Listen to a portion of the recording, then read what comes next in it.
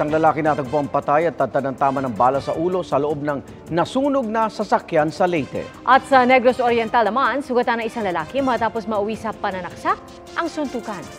Saksi si Nico Sereno ng GMA Regional TV, Balitang Bisdak.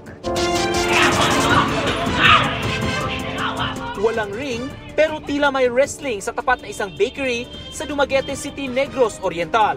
Ang suntukan ng mga lalaki humantong sa pananaksak kay Janden Rabina.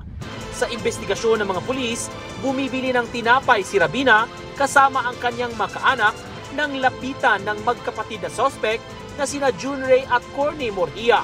Sa hindi patukoy na dahilan, sumiklab ang away sa dalawang grupo na umabot sa suntukan hanggang sa sinaksak umano ni Corny si Rabina. Isinugod sa ospital ang biktima. Arestado naman ang dalawang sospek. Sinusubukan pang kunin ng GMA Regional TV Balitang Bisdak ang kanilang pahayag.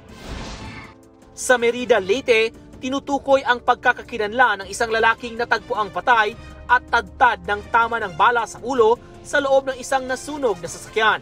Ayon sa mga pulis, madaling araw kahapon ang iulat sa kanila ng isang concerned citizen na may nasusunog na sasakyan.